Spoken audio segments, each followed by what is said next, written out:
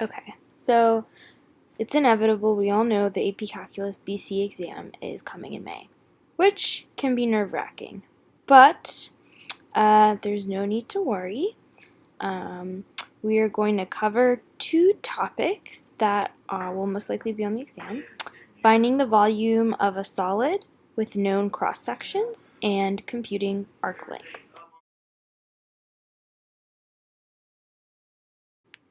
Okay, so the first topic we'll cover are volumes of solids with known cross-sections, which will most likely show up on the AP Calculus BC exam on the multiple choice or free response at least once.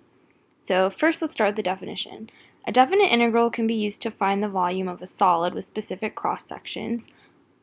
This is only true provided you know a formula for the region determined by each cross-section. So here are some common cross-sectional areas. You need to know the area to use this method. So a semicircle with diameter on the base is pi r squared over 2. A quarter circle, pi r squared over 4. And then a square is s squared. Those are some pretty basic formulas. They're different for different shapes. If the cross-sections generated are perpendicular to the x-axis, then the area will be a function of x. So the volume of the solid will be the integral from a to b of area a of x dx. If the cross-sections are perpendicular to the y-axis, the area will be a function of y. So you're going to calculate your integral for volume in terms of y. So it's going to be area of y, or a of y. And then, this is important, your limits of integration are going to be in terms of y. They're going to be your y values.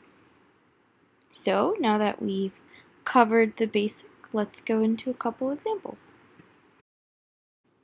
Okay, so our example number 1. Find the volume of the solid whose base is bounded by the circle x squared plus y squared equals 4 with cross-sections perpendicular to the x-axis. We're going to do this for squares, triangles, and semicircles. Okay, so this is our base. X squared plus y squared equals 4. I've drawn this circle here on the x and y plane. And what we're going to do is we're going to solve for y. So when you do that, you get y is equal to plus or minus 4 minus x squared. But we're just going to kind of disregard the minus sign, or the negative sign, because what we're looking at is our radius here, and we're dealing with area and volume, and that's going to be positive. Okay, so our first portion, the area of a square, well, we know our basic volume equation. Volume is equal to, from a to b, a of x dx, and the area of a square is a is equal to s squared. But we know that our cross-section for our square is going to be one side length, and it's going to be in the base of the circle. And because we solve for y is equal to 4 minus x squared, this gives me the radius, this length up here. But because a side of the square, the full side, is going to be in the circle, we're going to add this together to get 2. And then, 2 root 4 minus x squared. And basically what we're going to do is we're going to plug this side length into the equation, side squared, and then we're going to integrate. Okay, so let's move on with the area of an equilateral triangle. So an equilateral triangle has equal sides on all 3 sides, and the area for that is going to be root 3 over 4 s squared. So similar to in the last example, we're going to have to add the radii of the circle together to equal what, because one side length of an equilateral triangle is going to be in the base of the circle. So we're going to add. So it's not going to be just root 4 minus x squared, but it's going to be 2 root 4 minus x squared, because we had to add this top portion times the plus the bottom portion. But once we've done that, similar to the last example, we're just going to plug this in to the area equation for a triangle, like our formula. So we're going to pull the root 3 out of 4 out because it's a constant, and then we're going to integrate from -2 to 2 because that's what our limits of integration on the circle, and then plug it in the calculator and we get our answer. Okay, so example C is going to be a little bit different than examples A and B. That is because in examples A and B, our cross-section this is going to be in the base of the circle as well. They're all in the base of the circle, but it used the diameter. Whereas this equation, because it's a semicircle, which is just half of a regular circle, it uses radius. So we don't have to add root 4 minus x squared to the other portion below the x-axis. We can just keep our radius as root 4 minus x squared, which makes our job easier. And so it's given to us, radius, so we have our radius now, which is that length that I've marked on the circle, and we can just plug this into our equation. We can plug this in to r and squared, and we're going to pull pi over 2 out because it's a constant, and then we're going to integrate from -2 to 2. And that's it. It gives you your volume, and you just plug it in your calculator and you're done. Okay, so let's look at topic number 2, finding arc length.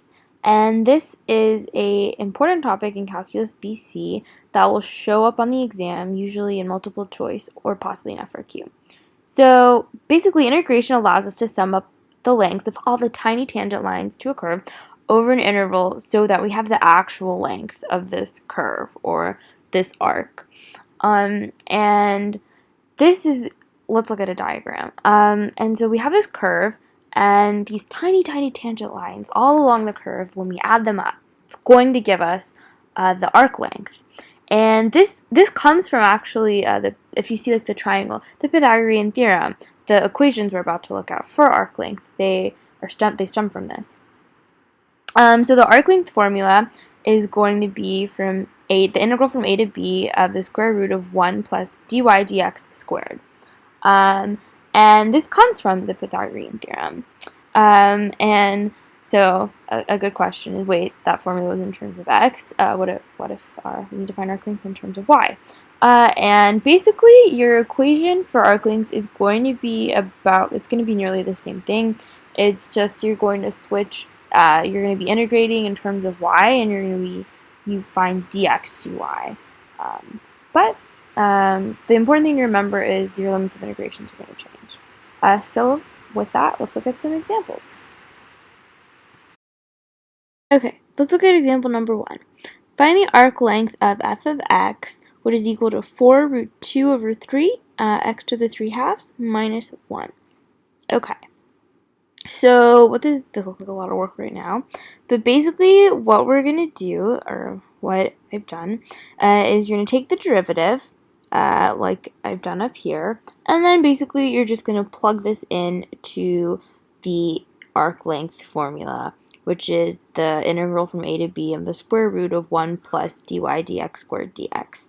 And I found dy dx, which is you're just taking a basic derivative, then you're plugging it in, and then you're just going to antiderive like you've normally done with an integral.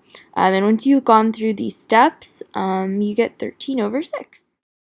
Okay, let's look at example number 2, which is y to the third over 6 plus 1 over 2y. And basically what we're going to do is, it's the same principle as the last problem we did, except we're just going to use the arc length equation in terms of y. So we're going to find dx dy as opposed to dy dx, and we're going to integrate in terms of y. And aside from that, all of the work here is just basically taking the derivative, and then some canceling out of variables and common terms, which are just some basic algebra, and finding the antiderivative, taking the integral, which are basic things from AP Calc, Calculus AB. But the main new concept here is just using your arc length equation and finding the derivative and plugging it in. And it's really important to remember that your limits of integration are going to be in terms of y, and the only reason I'm stressing this is because I make this mistake a lot, I'm so used to integrating in terms of x that I don't change my limits of integration, but it's super important to remember.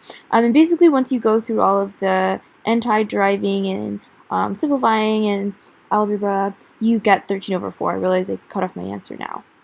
But that's your final answer, and thank you for watching!